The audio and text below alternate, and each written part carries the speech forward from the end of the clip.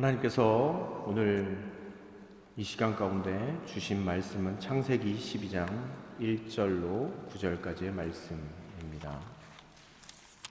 창세기 12장 1절로 9절까지의 말씀입니다. 구약성경 16면입니다. 순서지를 참고하셔도 좋겠습니다. 주님께서 아브라함에게 말씀하셨다. 너는 내가 살고 있는 땅과 내가 난 곳과 너의 아버지의 집을 떠나서 내가 보여주는 땅으로 가거라. 내가 너로 큰 민족이 되게 하고 너에게 복을 주어서 내가 크게 이름을 떨치게 하겠다. 너는 복의 근원이 될 것이다. 너를 축복하는 사람에게는 내가 복을 베풀고 너를 저주하는 사람에게는 내가 저주를 내릴 것이다. 땅에 사는 모든 민족이 너로 말미암아 복을 받을 것이다. 아브라함은 주님께서 말씀하신 대로 길을 떠났다. 롯도 그와 함께 길을 떠났다. 아브라함이 하란을 떠날 때에 나이는 75이었다. 아브라함은 아내 사레와 조카 롯과 하란에서 모은 재산과 거기에서 얻은 사람들을 거느리고 가나안 땅으로 가려고 길을 떠나서 마침내 가나안 땅에 이르렀다. 아브라함은 그 땅을 지나서 세겜 땅 곧 모레의 상수리 나무가 있는 곳에 이르렀다. 그때에 그 땅에는 가나안 사람들이 살고 있었다. 주님께서 아브라함에게 나타나셔서 말씀하셨다. 내가 너의 자손에게 이 땅을 주겠다. 아브라함은 거기에서 자기에게 나타나신 주님께 제단을 쌓아서 바쳤다. 아브라함은 또 거기에서 떠나 베델의 동쪽에 있는 산간 지방으로 옮겨가서 장막을 쳤다. 서쪽은 베델이고 동쪽은 아이이다. 아브라함은 거기에서도 제단을 쌓아서 주님께 바치고 주님의 이름을 부르며 예배를 드렸다. 아브라함은 또 길을 떠나 줄곧 남쪽으로 가서 네겝에 이르렀다. 아멘. 참 저는 이 자리가 되게 영광스러운 자리인 것 같습니다. 또 우리 사랑하는 복음교회 식구들이 또 저희 아버님, 부친 되시는 이찬욱 목사님을 또 이렇게 말씀의 잔치 자리에 초대하시고 또 말씀을 전하게 해주셔서 저에게는 정말 큰 영광이 되는 것 같습니다. 오늘 믿음의 주인공으로 삽시다 라는 제목으로 하나님의 말씀을 함께 나눌 때 큰 은혜 받으시길 바랍니다. 우리 이찬욱 목사님을 앞으로 모시도록 하겠습니다.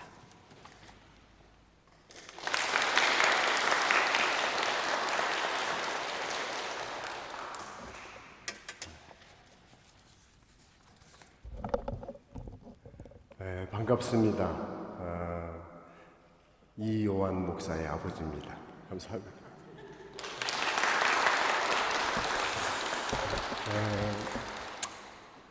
제가 와서 보니까 제가 이제 내년에 70이거든요. 우리 이제 누님뻘이 되고 또 형님뻘이 되는 분들이 50년 전에 이 지역에 와서 사역을 하고 또 간호사로서 광부로서 오셨을 때 그 상황을 생각하면서 내 자신이 참 기도하면서 눈물이 나요. 저도 어렸을 때 고생을 좀 많이 했는데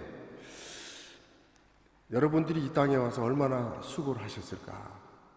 말을 통하지 않고 이런 가운데서 이제 교회가 세워지고 신앙생활 한다는 게 참 눈물 날 일이죠. 신앙을 잃지 않고 산다고 하는 것이 참 감사한 일이고, 그래서 제가 그 눈물이 나요. 감격스럽고 참 눈물이 나고,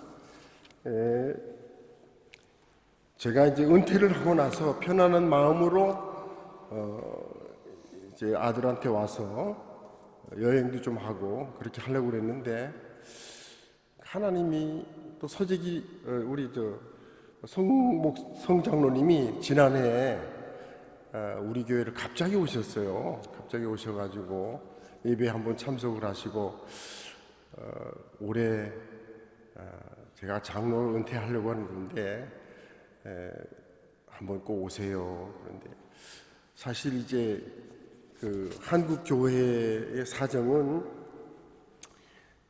마치 여러분 군대 말년에 몸 조심해야 되잖아요. 그래 목회도 마무리를 잘해야 되니까 자리를 비운다는 것이 그렇게 쉽지 않고 그래서 이제 저는 내년에 이제 은퇴하기 전에 오려고 했는데 하나님이 모든 걸 만드시더라고요. 내가 하려고 하는 게 아니고 하나님이 만드셔가지고 오늘 여러분들을 이렇게 만나게 됐습니다. 첫째는 하나님의 은혜요. 두 번째는 아들 목사가 공부하겠다고 독일에 와가지고 이 교회에 뜻밖의 일이잖아요. 생각할 수 없는 일이 생겼어요. 그래서 여러분을 만나게 된 것은 전적인 하나님의 은혜와 축복이라고 저는 생각합니다. 아들 때문에 이렇게 여러분과 만나고 예수님 때문에 우리가 이렇게 만났습니다. 아무튼 이제 우리는 이 믿음 생활을 이제 마무리를 해야 되잖아요. 지금 보니까 저보다 연세들이 다 많은 분들인데 아마 저 피드백 받은 장로님은 저보다 조금 나이가 어린 것 같고요. 그런데 대부분은 다 연세가 많으신 분인데 이제 마무리를 해야 될 거 아닙니까? 신앙의 마무리. 제가 지금 목회 생활을 하면서 가장 큰 고민이 뭐냐면 은퇴 후에 내가 뭘 할 것인가. 이게 참 고민이에요. 100세 시대가 됐는데 내가 어떻게 인생의 이 마무리를 잘할 수 있을 것인가. 여기에 대해서 고민을 많이 합니다. 목회한 지는 어느덧 44년이 됐어요. 아주 일찍 이 목회를 시작을 해서 철무지 20대에 목회를 해가지고 일찍 33살에 목사가 되고 그저 뭐 도시에도 있다가 청송에 와서 지금 34년째 한 교회에 34년을 목회를 하고 있습니다. 그래서 저보고 주변에 있는 사람들이 신이라고 얘기합니다. 왜냐하면 30년 이상 있는 목사가 없어요. 저희 노회에서도 30년 있는 목사가 저밖에 없습니다. 대부분 한 20년 정도는 있을 수 있어도 30년, 34년, 내년까지 하면 35년을 해야 되는데 이것도 다 하나님의 은혜와 축복이라고 생각합니다. 자, 오늘 이제 본문 말씀으로 돌아가서 제가 무슨 말씀을 드릴까 고민을 많이 했어요. 한 2달 전서부터 무슨 말씀을 전할까. 그런 가운데 우리가 잘 아는 아브라함의 이야기도 좀 해야 되겠다. 아브라함의 일생은 정말 우리가 가는 신앙의 삶입니다. 아브라함은 갈 바를 알지 못하고 왔습니다. 여러분들이 독일에 오실 때에는 정말 막막했을 것입니다. 아무도 없고 누가 친척도 없고 또 뭐 혹시 친척 있는 분들이 있을지 모르지만 대부분은 전혀 불모지 같은 곳에 와서 갈 바를 알지 못하고 생활했던 겁니다. 여기까지 온 것도 전적인 하나님의 은혜라고 우리는 믿습니다. 그런데 문제가 있습니다. 무슨 문제가 있느냐. 저도 목회를 하면서 주인공이 되고 싶었다 이거예요. 주인공. 여러분 다 그렇잖아요. 드라마에서 보게 되면 주인공이 있고 엑스트라가 있지 않습니까? 다 주인공이 되려고 그러지 않습니까? 그 어떤 배우, 여자 배우 제가 잠깐 잊어먹었는데 얼굴이 못생겨가지고 성으로 들어갔다가 대학은 숙대를 졸업했는데 목소리는 좋아가지고 하는데 얼굴이 못생겨가지고 TV 탤런트로 배역을 맡은 것이 처음부터 시작한 것이 뭐냐? 주모입니다. 주모. 처녀 때부터 주모가 돼가지고 이제 말년에 꽃을 피는 거예요. 여러분 보세요. 우리의 인생살이가 주인공이 된다고 하는 거 참 중요합니다. 중요하잖아요. 우리 한국의 코로나로 인해 가지고 여러분이 잘 아는 대로 트롯, 미스터 트롯, 트롯이 아주 뭐 3년 동안 그냥 저도 뭐 어디 밖에 나갈 수도 없고 전도할 수도 없고 하니까 주로 이제 그 프로를 이렇게 보게 되는데 현상금이 처음에는 3억이었습니다. 3억인데 올해 보니까 6억이 됐어요. 6억이. 그러니까 모든 사람들이 한국은요 트롯에 그냥 미쳤습니다. 한 사람의 젊은 스타가 나오게 되면은요 전혀 이 아줌마 부대가 버스를 5대 6대 심지어는 10대 주황산에서 어떤 집회 가수들이 오게 되는데 이찬원이라고 하는 가수가 오게 되니까 버스가 그냥 막 줄을 져가지고 막 오는 거예요. 그렇게 뭐 이제 열풍이 일어나는 거죠. 그런데 보세요. 스타가 되는 사람은 처음에 출발은 100명 이상이에요. 수천 명이 달려들어서 노래 심사를 받고 한 단계 한 단계 올라가면서 이제 심사를 받잖아요. 근데 마지막에 가서 1등 하는 사람에게만 6억이나 3억이나 그 프로에서 주는 돈을 상금을 받게 됩니다. 그래서 그 돈을 받게 되면 아주 큰 부자가 되는 거죠. 집도 사드리고 부모에게 효도하게 되고 그때부터 막 이제 뭐 몸값이 막 올라가가지고 뭐 사방팔방에 다니니까 엄청난 돈을 벌어요. 임영웅 같은 사람들을 보면 수백억을 벌고 있잖아요. 그리고 여러분 세상의 스타는 가만히 생각해 보니까 5%도 안 돼요. 스타로 산다는 세상의 스타로 산다고 하는 것이 힘들어요. 보통 힘든 게 아니에요. 거기에 들려고 얼마나 지금도 막 하루에 막 수백 곡을 노래를 부르면서 노래 부르는 사람들은 계속 노래를 부르지만은 안 돼요. 안 돼요. 아침마당에 보게 되면 그 노래하는 수요일 날 노래를 하게 되는데 사연을 들어보면 기가 막힙니다. 노래를 불러가지고 스타가 되려고 하는 그 꿈을 가진 사람들이 너무너무 많은데 그러나 사실은 다 되지 못해요. 몇 명 되지 않습니다. 참 비극적. 그리고 여러분 보세요. 한 번 왔다 한 번 가는 우리의 인생이 주인공이 한 번 멋지게 된다고 하면 얼마나 좋겠어요. 저도 목회를 하면서 조용기 목사 같은 사람이 되고 싶었어요. 그렇잖아요. 제 친구 목사들은요 신학교 다닐 때 채플 시간에 설교를 시켜놓으면 조용기 목사님 목소리와 똑같은 목소리를 내면서 제스처와 그런 설교를 합니다. 그래서 저도 따라서 이제 저는 곽선희 목사님을 좋아해가지고 곽선희 목사님을 많이 또 따랐습니다. 그럼 제가 아무리 카피를 하려고 하더라도 안 돼요. 전혀 될 수가 없는 거예요. 제가 어느 날 텔레비를 보다가 지금부터 9년 전에 텔레비를 보다가 제가 인문학 강의를 신학만 공부했으니까 세상 학문에 대해서 조금 부족한 점이 너무 많아요. 그래서 인문학 강의를 이렇게 듣다 보니까 서강대학교 교수 가운데 그 최진석 교수라고 Who am I? 당신은 누굽니까?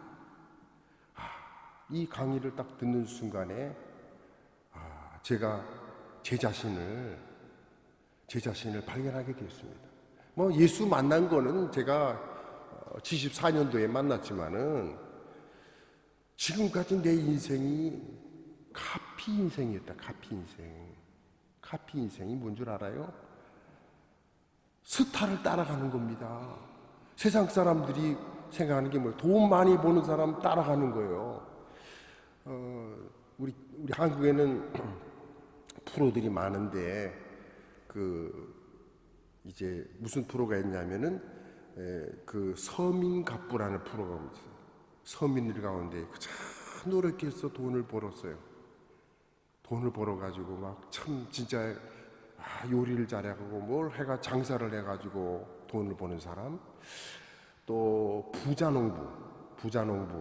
하여튼 부자가 되는 프로를 제가 잘 봅니다. 어떻게 해서 저렇게 농사를 지어도 잘 져가지고 억대를 버는 거예요. 제가 그 청송에 지금 사역을 하고 있는데 우리 그 읍 지역에는 뭐 군청도 있고 경찰서도 있고 뭐 쭉 있어서 농사 짓는 사람이 별로 없는데 면 지역으로 가게 되면 과수 농사를 많이 해요. 청송 사과가 아마 우리 한국에서는 1등입니다. 브랜드 1등이에요. 그런데 부자들이 많습니다.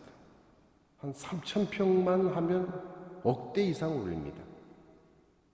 그래서 그 돈을 번다고 하는 것 때문에 울산에 있는 사람들이 퇴직을 해가지고 미련한 사람들이 많아요. 한 10억을 가지고 그림 같은 집을 청송의 땅을 사가지고 또 남이 하는 데는 한 3, 4천 평 땅을 사고 이래가지고 농사를 시작하는 거예요. 100% 실패합니다. 5년도 안 돼서 다시 돌아갑니다. 다시 돌아가더라고요. 그렇게 쉽게 농사 짓습니까? 사과 농사를 지려고 하면은요, 늙어서 안 됩니다.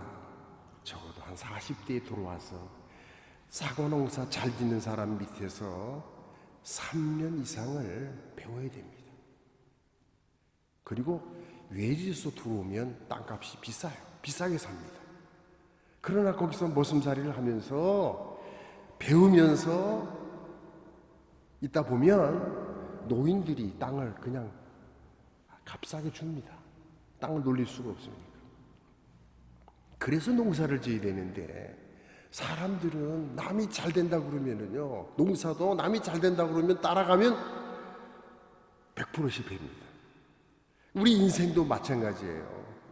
지금 여러분들이 뭘 보고 삽니까? 뭐를 목적하고 사냐 이거예요. 지금까지 돈 많이 모으고 명예 얻고 권력을 얻고, 그래서 한국에 여러분 우리 목사님들 가운데 가짜 박사들이 한참 많았어요. 80년대 90년대 도시교회 가려고 하면 박사학위가 있어야 돼요. 저도 시골에 있으면서도 기민과정 목회학 박사 과정을 미국 가서 공부를 했어요. 돈을 많이 들였죠. 그러나 내가 보니까 그 스펙이 중요한 게 아니에요. 스펙이 중요한 거 아니잖아요. 따라간들 됩니까? 박사 아닌 사람 누가 있어요? 한국에 전부 박사입니다. 박사. 전부 박사입니다. 그런데 놀고 있는 사람이 많은 거예요. 스타는 그렇게 힘들어요. 힘들어요. 제가 여러분들에게 말씀드리고 싶은 것은 우리는 신앙인들은요, 믿음의 스타가 되시기를 주의 이름으로 축원합니다. 믿음의 스타가 될 수 있어요. 누구나. 이건 누구나 합니다. 모든 믿음의 사람들은요, 믿음의 스타가 될 수가 있어요. 왜? 아브라함이 그랬잖아요. 원래 아브라함은요, 우상을 만드는 집안에서 태어난 사람 아닙니까? 그런데 같은 시대에 사실은요, 욥이라는 사람 알죠? 욥. 아브라함 시대나 욥이 같아요. 원래 성경에 보면은 욥기서가 성문서에 들어가기 때문에 욥기서가 따로 뒤에 나오는데 실제로는 동방의 의인 욥이에요. 동방의 의인 욥. 욥을 등장시켜야 될 거 아닙니까? 그죠? 봐라. 욥 같은 믿음을 가져봐라. 그래야 될 텐데 하나님은 전혀 다른, 이거 뭐 하나님 말이라는 그 말 자체도 모르는 아브라함을 불러가지고 나이 75세 때, 그것도 젊은 나이에 부르는 것도 아니에요. 나이 먹은 75세 때에 불렀어요. 불러서 이제 하나님의 일들을 하게 만들지 않습니까? 자, 오늘 말씀 보게 되면 이렇게 아브라함을 부르듯이 저와 여러분을 하나님이 불러서 세상의 주인공이 되려고 부른 게 아니고 믿음의 주인공으로 하나님이 여러분을 부르셨다는 사실을 믿으시기 바랍니다. 그래서 남은 여생을 이제는 돈도 명예도 이제 뭐 필요합니까? 이제 믿음의 주인공으로 살다가 인생을 마치는 것이 가장 중요한 일이다. 이보다 더 중요한 것이 어디 있겠어요? 주님이 원하시는 삶을 살다가 마치는 것, 거기에 포커스를 맞추고 사는 것이 대단히 중요한 일이다. 세상 스타는 스타 되려고 하다가 망한 사람이 얼마나 많습니까? 올라가면 어렵습니다. 그런데 믿음의 주인공이 되면 스타가 되면은 하나님은 더 높여주시고 더 복을 주시고 은혜를 넘치도록 채워주신다는 사실을 믿으시기 바랍니다. 여러분 성경에 보게 되면 믿음의 스타들이 많이 등장합니다. 자, 그런데 문제가 또 있습니다. 뭐냐? 아브라함은 아브라함이고 나는 난데 내가 어떻게 아브라함이 될 수 있을까? 그렇잖아요. 그런데 여러분 우리는 아브라함 같은 삶을 살고 있잖아요.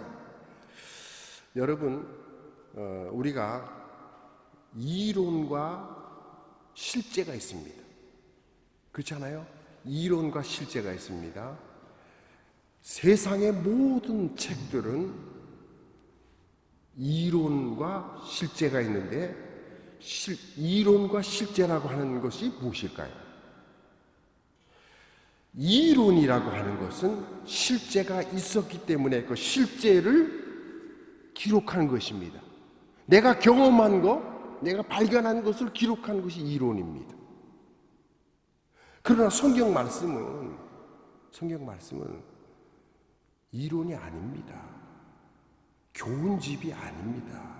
하나님의 말씀입니다. 하나님 말씀은 뭡니까? 생명입니다. 예수님은 말씀하셨잖아요. 나는 길이요 진리요 뭐라 그랬습니까? 생명이다. 생명이에요. 그래서 오늘 말씀 보게 되면 하나님이 아브라함에게 4가지를 명령했어요. 첫째, 너는 본토를 떠나라. 본토, 갈대아 우루 지방을 떠나라. 우상 지역을 떠나라. 그래서 여기까지는 4분의 1 믿음이에요. 4분의 1 믿음. 내가 지시할 땅으로 가라. 그 지시할 땅은 가나안 땅입니다. 성경을 우리가 보게 되면 아브라함이 처음부터 가나안 땅을 간 것이 아니라 어디로 갔습니까? 하란으로 갔습니다. 하란으로 가면서 자기 조카 롯도 데려가고 아버지와 함께 갔습니다. 하란에서 결국은요 아버지가 죽었습니다. 장사진 하란으로 안 갔으면 아버지가 죽을 이유 없어요. 그런데 마지막에 오늘 성경 말씀을 읽은 대로 보게 되면 하란을 떠날 때 나이가 75세였다고 성경은 말하고 있잖아요. 그러니까 처음부터 아브라함은요 온전한 믿음을 갖지 못했어요. 믿음의 주인공이 되기에는 너무너무 부족한 사람이에요. 4분의 1 믿음이에요. 4분의 1 믿음. 자, 그래서 여러분 아브라함이 하란을 이제 떠나기 전에 아버지도 죽고 또 조카 롯을 데려갔다가 사실은 갈등만 생겼잖아요. 갈등. 하란 가서 갈등이 생겼다니까요. 서로 이제 네 목자가 많으냐, 내 것이 많으냐, 소유에 대한 문제 때문에 헤어지게 됩니다. 너는 내가 좌하면 나는 우할 것이고, 내가 우하면 나는 좌할 것이다. 동쪽으로 가면 나는 서쪽으로 갈 것이다. 아브라함이 믿음이 거긴 참 좋았어요. 그래서 롯은 에덴 동산 같은 초목이 무성한 그 환경을 바라보고 그 길을 가기 시작하잖아요. 그 땅이 소돔 땅이었거든요. 그러나 아브라함은 가나안 땅에 머물렀잖아요. 내가 발바닥으로 밟는 모든 땅을 내가 너에게 주리라. 할렐루야. 다 주리라. 자, 그런데 아브라함이 가나안 땅에 들어갔을 때 또 무슨 일이 생깁니까? 무슨 일이 생겨요? 기근이 생기잖아. 기근이. 가나안 땅에도 기근이 생기단 말이에요. 그래서 또 애굽으로 내려가 가지고 어떻게 됩니까? 마누라를 팔아먹잖아요. 누이라고 거짓말해가지고 2번이나 그랬잖아요. 그라랑 앞에 가가지고 또 그러니까 온전한 믿음이 안 되는 거예요. 4분의 이제 2 정도 됐어요. 온전한 믿음이 그때까지 하나님은 믿음의 주인공으로 쓸 수 없어요. 여러분, 오늘도 왜 우리가 믿음의 주인공이 못 되느냐? 이유는 뭐냐면 아직도 우리가, 어떤 사람은 할 안에 머무르 있는 거예요. 어떤 사람은 아직도 글 아래 머무르 있는 거예요. 아직도 하나님이 쓰시기에 합당한 그릇이 못 되는 거예요. 그리고 이제 때로는 우리가 남을 따라가는 겁니다. 주님 말씀하듯 가나안 땅을 가기보다는 한 발은 세상에 놓고 한 발은 그래도 돈이 좋지. 세상에서는 돈이 좋아요. 돈보다 좋은 게 어디 있어요?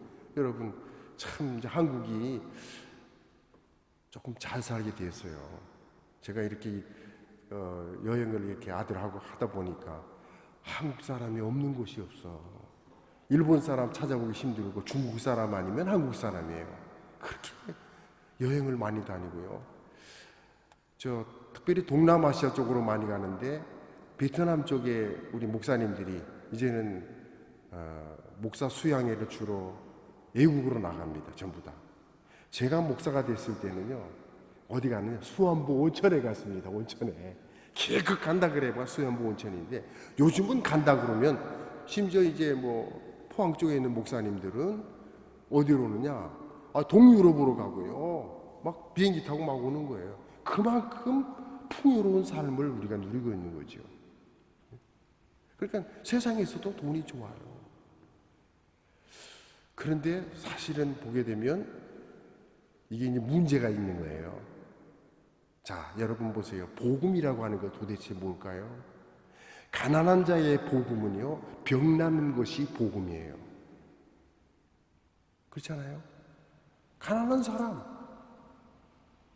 사람에게는 부자 되는 것이 복음이에요. 그런데 정말 잘 먹고 잘 사는 사람들에게 대해서 복음은 도대체 뭘까요? 너 조심해.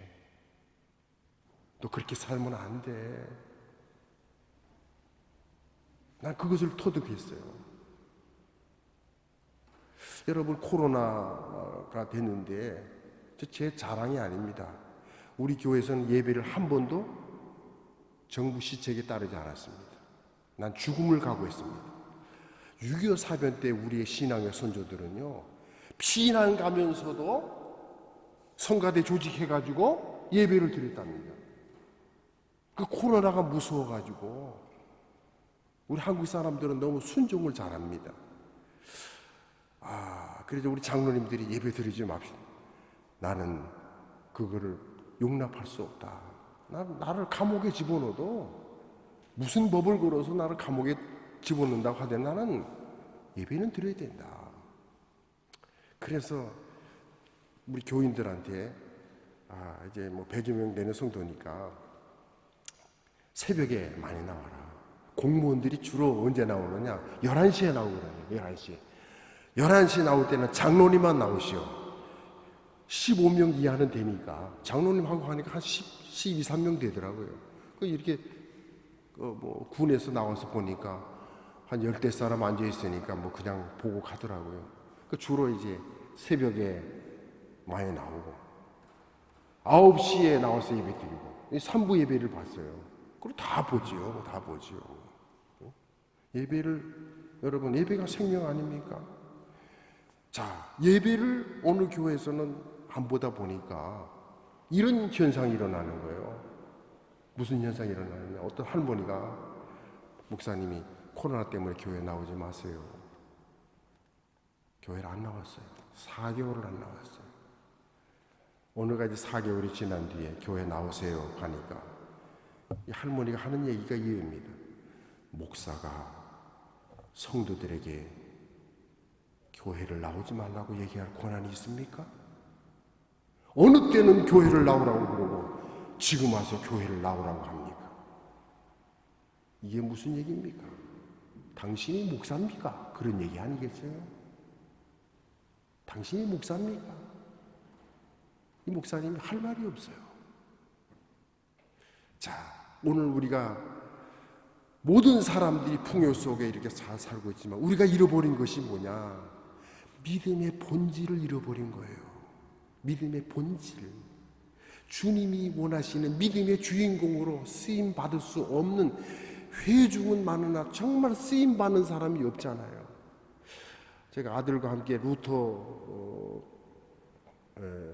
루터가 종교개혁을 했던 위텐버르크 그 성당에 갔잖아요. 루터의 마음을 걸으면서 얼마나 고달픈 일이었을까. 여러분, 세상에서도 스타로 살려고 하면은요, 외롭습니다. 정치나 경제나 모든 분야에서 우리가 뛰어난 사람으로 살려고 하면은요, 힘이 들어요. 어렵고 힘이 들어요. 그래서 예수님 뭐라 했습니까? 나를 따라오는 좁은 길을 가라 그랬잖아요. 좁은 길. 믿음의 길은요, 좁은 길이에요. 좁은 길이에요. 그래서 제가 목회를 40년 하면서 참 안타까운 것이 뭐냐면, 교인들이 안 변하는 거예요. 그럼 뭐 성격도 안 변하고, 그 본질이 안 바뀌는 거예요. 예수님 앞에 나왔으면, 예수님 말씀을 들었으면, 뭔가 새로운 심령으로 예수 안에서 예수 그리스도 안에서 우리는 새로운 피조물이 되어 이전 것은 지나갔으니 보라, 뭐가 되었다고 그랬습니까? 새 사람이 되어야 될 거 아니에요. 내 속에 예수가 있다고 하면 나는 새 사람으로 변해야 돼. 나를 통해서, 여러분을 통해서 예수님을 보여줘야 될 거 아닙니까? 예수님의 초상화를 들고 예수님 믿으세요, 아무리 얘기해 보셔야 되겠습니까? 우리의 삶이에요. 우리의 삶이 목사같이 보여야 되고, 장로님같이 보여야 되고, 군사같이 보여야 되지 않았습니까? 너희는 그리스도의 편지요, 그리스도의 향기라고 그랬잖아요, 성경에. 향기가 바라지 않고, 어떤 사람에게는 썩은 냄새가 나요. 가까이 하고 싶지 않아요. 말하기도 싫어요. 그래요. 근데 여러분 보세요. 우리 참 독일에 사시는 우리 성도 여러분께서는 말도 잘 통하지 않고, 참 내가 처음 독일에 도착해가지고, 우리 아버지가 옛날에 독일 사람은 독일 병정이라고 했는데 역시 원리 원칙이다. 무섭다. 나 그런 걸 느꼈어요. 살벌한 것 같아요. 내가 보기에는. 프랑스나 벨기에를 가니까 좀 편안해지고, 스위스 가니까 더 편해지는데, 독일에 오니까 사람도 거칠어요. 미인도 별로 없는 것 같아. 여러분들이 미인이야. 내가 보니까 배가 이렇게 나오고 이렇게 나온 사람들이 이래 다니는데, 젊었을 때는 예쁜데 결혼만 하면 막 히프가 이렇게 튀어나오고 앞이 나오고요. 한국 사람들이 다 미인이야. 내가 보니까.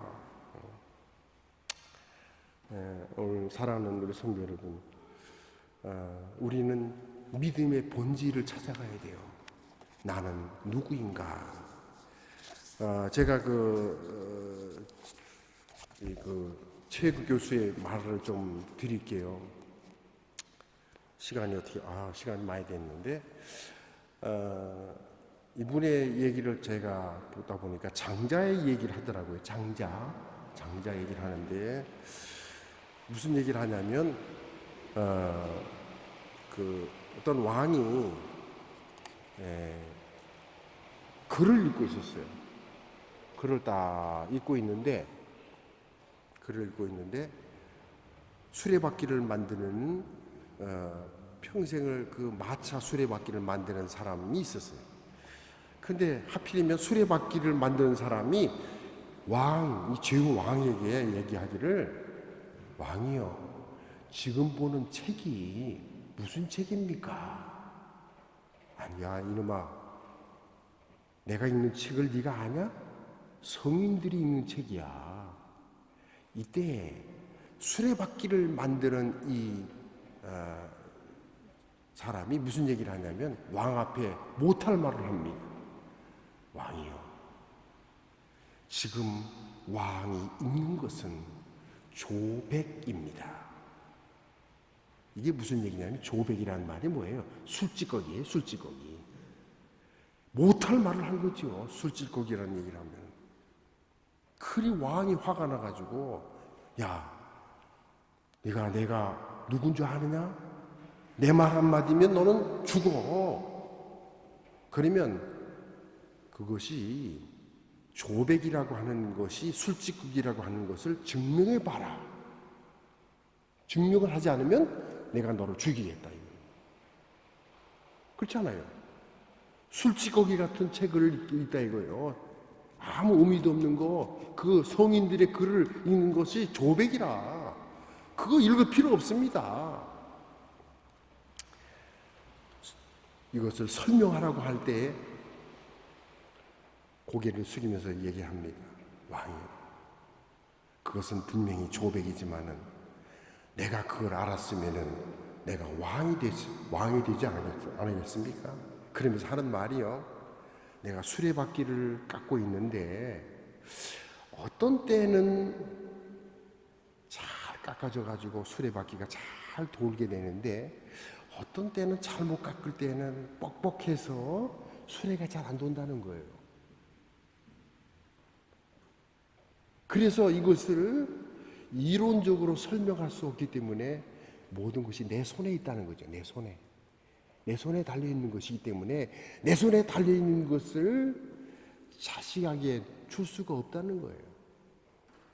어떻게 줄 수 있냐 이거예요. 이론이 아니니까. 그런데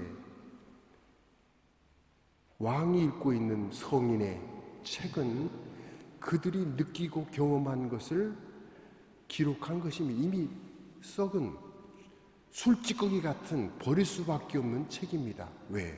시대는 지금이라고 하는 시대는 그 과거의 성인들의 시대는 끝났습니다. 모든 것이 끝났습니다. 끝난 서적을 가지고 들여다보는 것은 술찌꺼기 같은 얘기라는 거죠. 여러분 오늘 이 세상의 모든 학문도 그렇잖아요. 많이 배우고 많이 배웠지만 아무 의미가 없어요. 실제가 중요한 거지. 우리의 삶은 늙으나 젊으나 우리는 현실을 살고 있지 않습니까? 이상을 살고 있는 것이 아니라 현실을 살고 있는 거예요. 현실 속에서 어떻게 내가 믿음을 가지고 극복해 나가느냐 하는 것이 중요하잖아요. 이 세상을 살아갈 때에 보게 되면 세 가지 종류의 사람이 있습니다. 첫 번째 사람은 어떤 사람입니까? 이 세상을 우리가 살아갈 때 비판적으로 사는 사람이 있어요. 비관적으로 사는 사람이 있어요. 나는 이래서 안 되고 저래서 안 되고 그러니까 나라를 원망하고 형제를 원망하고 그냥 비판만 하다가 끝나는 거예요. 여러분 비판하라고 하나님이 우리를 만드셨습니까? 아니잖아요. 우리는 다 각자 남과 비교할 수 없는 독특한 개성과 독특한 인품과 독특한 믿음을 각자 믿음을 주셨기 때문에 그 믿음을 개발하고 하나님이 원하시는 그런 사람으로 살아가면 되는 거예요. 내가 김삼환 목사가 될 수가 없고 조영기 목사가 될 수가 없는 거예요. 나는 나대로 살면 되는 거예요. 그래서 이 최 교수 이론은 뭐냐면 나를 발견하고 자기 자신을 위해 살라는 거예요. 이 사람은 예수 믿는 사람이 아니기 때문에 인문학적으로 좀 다르게 설명하는데 내가 듣고 보니까 예수 믿는 사람도 남 따라가지 말고 남을 의식하지 말고 오직 하나님이 내게 주신 소명 그 소명을 위해서 나가는 삶이 중요하다. 그래서 여러분 기독교의 신앙은 뭐냐? 운명 개척하는 거예요. 이 세상이 아담과 이브가 에덴 동산에서 추방될 때부터 보암직하고 탐스럽기도 하고 먹음직스럽고 지혜롭고 하나님처럼 높아지는 것이 세상에 가득 차 있습니다. 가득 영적인 생활 아닙니까? 우리는 영적인 사람이에요. 육에 속한 사람인 반면에 우리는 영적인 사람이에요. 영적으로 보면은요 창세기에 나오는 사탄이 들끄는 세상 가운데 우리는요 묻혀 사는 거예요. 여기서 믿음의 사람으로 아브라함을 불렀듯이 여러분과 나를 불러가지고 믿음의 길을 가야만이 천국 갈 수 있는 거잖아요. 이 독일 교회가 한때는 루터가 있을 때는 얼마나 교회가 부흥을 했습니까? 지금은 다 죽잖아요. 뭐 때문에 죽까요? 세상의 물질에 다 묻혀 사는 거예요. 다 묻혀 살아서 신앙 다 팔아먹고 있잖아요. 그래도 한국 교회가 제가 볼 때는요, 생명이라고 생각합니다. 생명. 내가 볼 때 우리 교인들한테 새벽기도 나오시는 분들이 있는데 새벽기도 열심히 나오죠. 생명입니다. 나라를 위해서 기도하고 교회를 위해서 기도하고. 그래도 한국 교회는요, 지금도 깨어서 기도하는 교인들이 그래도 예전보다 못하지만은 그래도 새벽을 깨우는 사람이 있기에 여러분 한국 교회를 위해서 많이 기도해 주시길 바랍니다. 자, 이제 그래서 오늘 이 최 교수의 이론을 통해서 여러분들에게 좀 말씀드리고 싶은 것은 뭐냐면 이 얘기입니다. 나의 정체성을 알라. 남을 따라가지도 말고 배우지도 말고. 여러분 독일에 오니까 다이어트 할 사람들이 아주 많아요. 정말. 그런데 저렇게 행복하게 살더라고요. 뚱뚱하면서도 행복하게 사는데 사실 한국은요 다이어트를 뭐 벌써 10년, 20년 전서부터 하는데 다이어트에 성공한 사람이 얼마 됩니까? 제가 코로나 때 일부러 제가 다이어트를 해요. 제가 80kg까지 나가는데 64kg까지 줄였습니다. 하니까 되더라고요. 안 먹으면 돼요. 안 먹으면 되는 거예요. 간단해요. 안 먹으면 되는 거예요. 안 먹으면 되는 거예요. 채소만 먹고 과일만 먹고 막 버티니까 힘들더라고요. 어느 정도 제가 좀 이제 돌아오고 있는데 건강 때문에 이제 유지를 해야 되기 때문에 한 70kg 지금 유지를 하고 있는데요. 아무튼 다이어트를 하겠다고 하는 사람들은 그렇게 많은데 성공하는 사람은 몇이 안 됩니다. 왜? 다이어트에 내가 주인공이 되려고 하면 힘이 들어요. 힘이 든다니까요. 그거 뭐 먹을 거 다 먹으면서 그래서 또 아주 거짓말을 잘하는 먹어도 이것만 먹으면은요 살이 쭉쭉 빠지고요 그러면 잘 됩니다. 그런 선전을 해가지고 그런 건강 보조식품을 파는 사람들이 잘 나갑니다. 그런데 그거 먹고 10년이 돼도 그 체중이에요. 안 빠집니다. 안 먹어야 된다니까요. 안 먹어야 되니까. 불필요한 건 안 먹어야 됩니다. 그래야 건강을 유지할 수 있듯이 신앙도 마찬가지예요. 신앙도 하나님께서 본토, 친척, 아비 집을 떠나 내가 지시할 곳으로 가라. 창세기 22장에 보게 되면 아브라함이 제단에 독자 이삭을 바칠 때 주님이 이제 됐다. 내가 열국의 아비가 되고 열국의 어미가 되리라. 그때부터 하나님이 아브라함을 사용해서 믿음의 아들 이삭을 낳게 되고 이삭이 야곱을 낳게 되고 야곱이 요셉을 낳게 되고 이스라엘 민족이 번창하지 않습니까? 창세기 12장에 하늘의 별과 같이 땅의 모래와 같이 너를 축복하는 자는 축복할 것이고 너를 저주하는 자는 저주할 것이고 그런데 똑같은 말씀이 22장에 와가지고 그 말씀을 그대로 합니다. 왜? 이루어졌습니다. 이루어졌단 말이에요. 믿음의 주인공이 된 것입니다. 그렇잖아요? 오늘 저와 여러분이 앞으로 남은 여생 믿음의 주인공으로 꼭 사시기를 바랍니다. 믿음의 주인공. 자, 보세요. 말을 듣는 것은 말하기 위해서 듣는 것입니다. 그렇잖아요?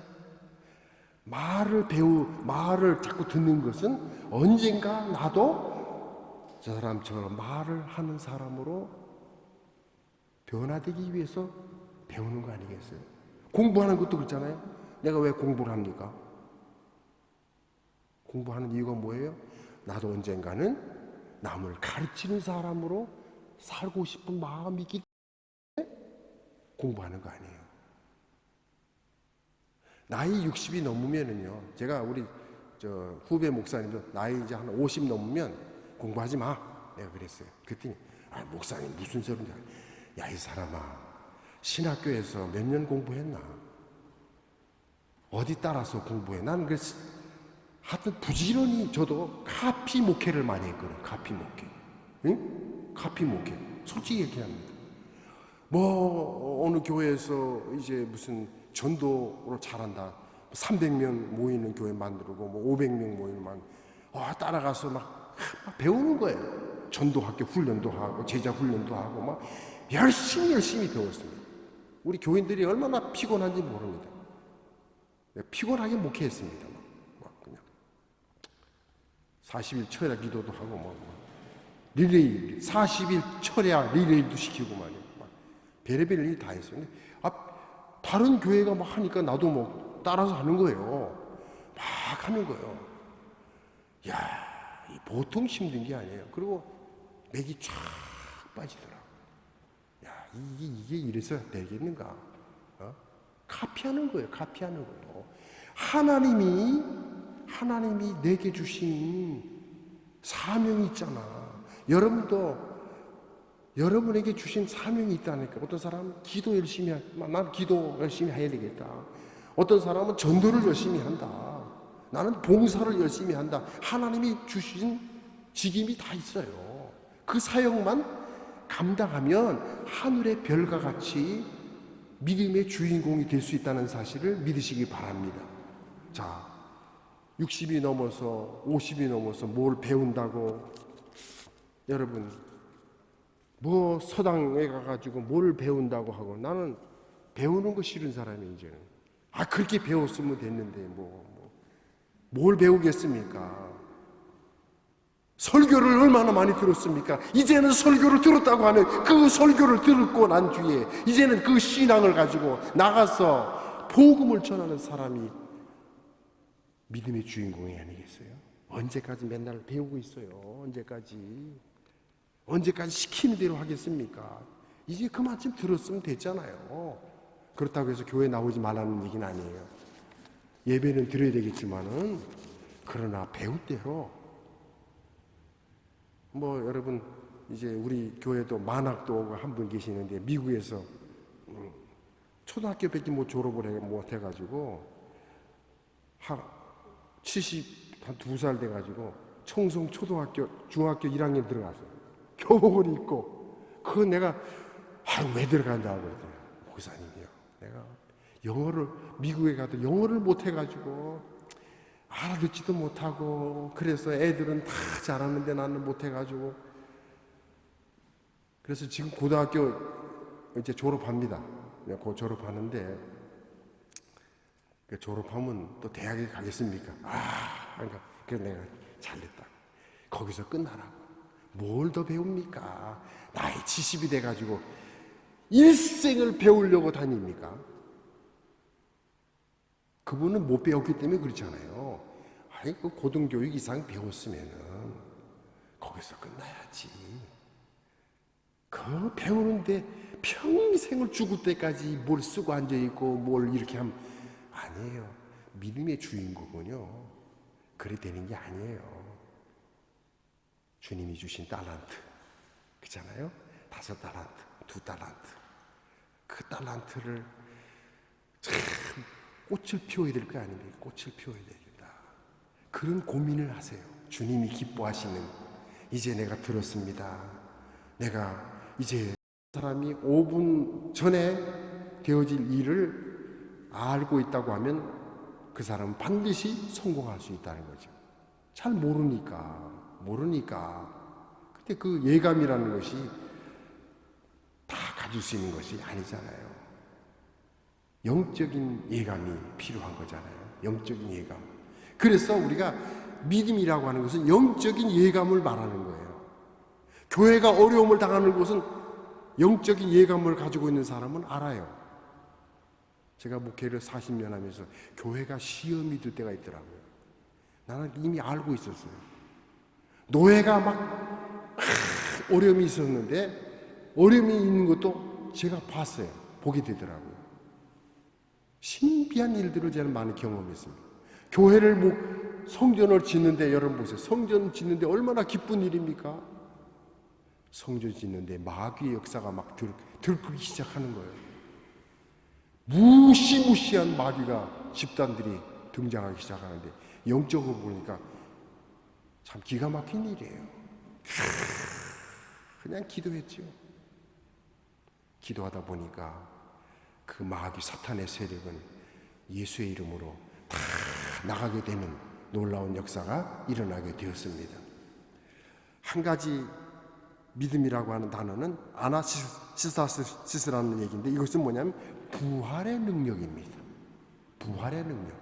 여러분, 예수 믿는 사람은 부활의 능력으로 산다는 사실을 믿으시기 바랍니다. 부활의 능력이잖아요. 예수는 없는 것에도 있게 하시고 죽은 것도 살리신 하나님, 능력의 하나님을 우리가 하나님과 나와 사이에서 믿음이라고 하는 이 교제를 통해서 하나님이 이루어 나가잖아요. 뭐가 두렵습니까? 독일에 있든지 어디 있든지 간에 두려울 거 하나도 없어요. 왜? 하나님이 나를 구원하시고 우리에게 뭘 주셨습니까? 믿음이라, 금보다 귀한 믿음. 이 믿음을 우리에게 주셨는데, 아나스타시스, 부활의 능력, 부활의 능력. 이 부활의 능력으로 사시기를 주의 이름으로 축원합니다. 이제 우리는 따라합시다. 옆 사람을 향해서 믿음의, 옆 사람을 보시고, 옆 사람 보시고 믿음의 주인공이 됩시다. 믿음의 주인공. 우리는 세상의 스타가 아니에요. 믿음의 주인공으로 반짝반짝 빛나는 믿음의 주인공이 돼야 돼. 우리 아들 집에서 제가 자다 보니까, 3층 집이 되다 보니까 이렇게 창문이 이렇게 있더라고요. 새벽 3시에도 깨우고 시차 적응 때문에 이렇게 딱 보니까요, 큰 별도 있고 작은 별도 있고 별들이 쫙 구름 사이로 막 보여지는 거예요. 얼마나 아름다운지 몰라요. 주님 앞에 우리가 설날이 사한 날보다도 앞으로 갈 날이 짧은 우리의 삶이 아니에요? 야, 이찬욱 목사, 너는 세상에서 뭐하고 왔냐?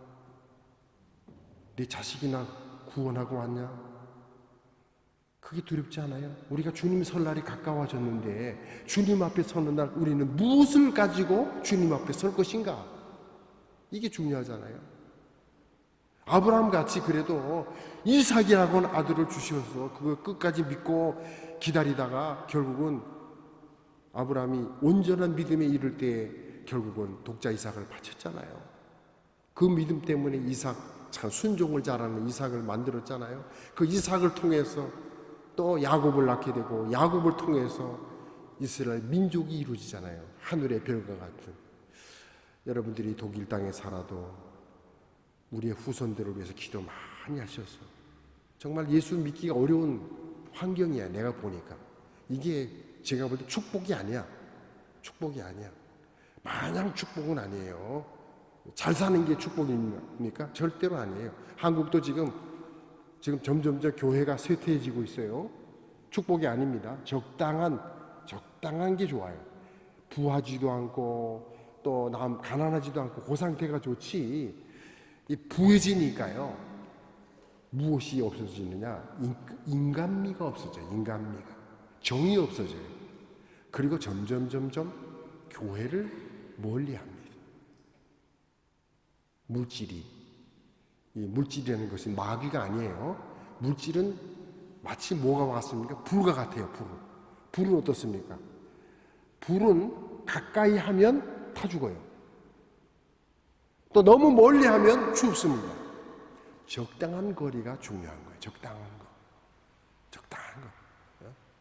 부하지도 말고 가난하지도 말고, 그렇죠? 일용한 양식만 있으면 족한 줄로 아는 그 상태가 가장 좋은데, 너무 잘 살다 보니까 하나님이 없어요. 하나님이 없다고. 여러분들이 남은 생애 속에서 믿음의 주인공이 되셔서 우리의 후대들이 믿음을 이어받을 수 있는 이삭 같은 인물이 나와야 돼요. 딸이 되든지 아들이 되든지 그 후대들이 안 되면은요, 의미가 없어요.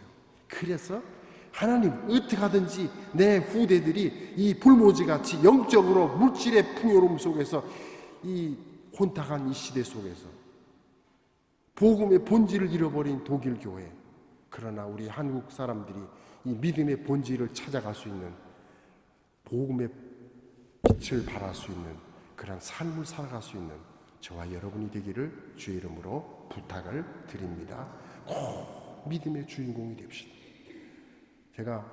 저도 이제 믿음의 주인공이 되려고 제가 기도 중에 있어요. 내가 앞으로 은퇴를 해서 내가 현직에서는 떠날지라도 내 남은 날을 하나님 앞에 어떻게 드릴 것인가. 후대들에게, 우리 아들이나 우리 딸에게, 우리 손자들에게 어떤 아버지로 남을 것인가, 할아버지로 남을 것인가, 아버지로 남을 것인가. 그거 얼마나 중요합니까? 제가 한 가지 말씀드리고 마칠게요. 저는 장례식을 참 많이 했습니다. 장례식을 많이 했는데요, 장례식을 딱 하게 되면 희한한 일이 발생이 됩니다. 뭐냐? 그분이 장로든지 목사든지 평신도든지 딱 죽으면은요, 입관 예배를 딱 드리면은요, 얼굴을 내가 봅니다. 예배에 참석했던 얼굴을 다 보게 되면은요, 이분이 천국 가는지 아리까리한 사람도 있어요.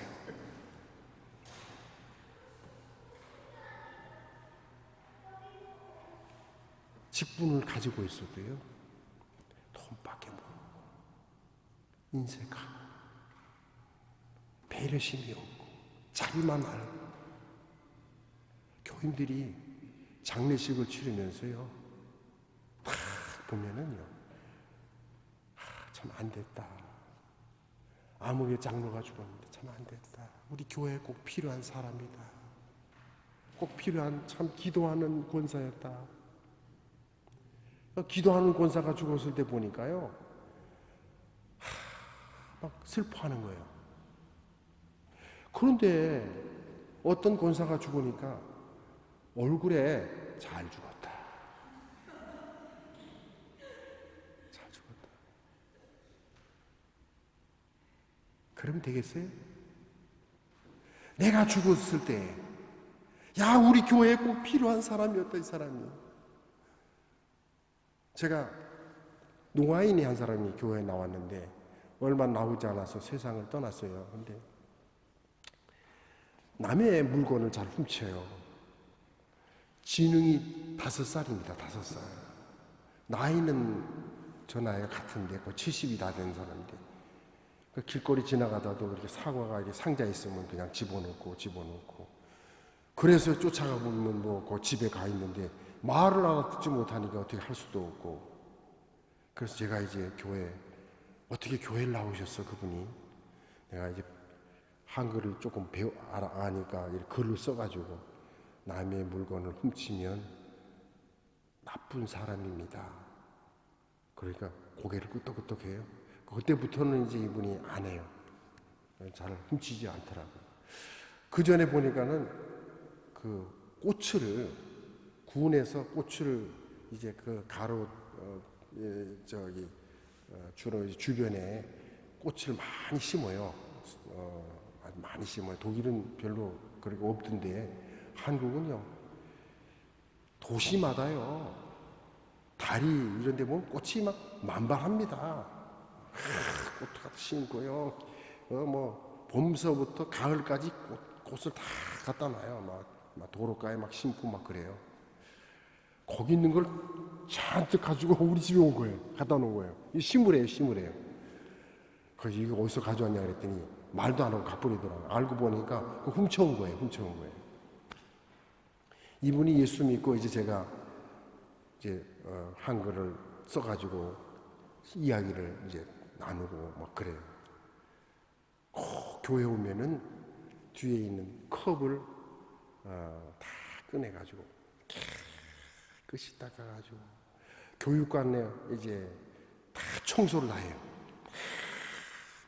그리고 손을 놓고 뭐라고 기도를 막 해요.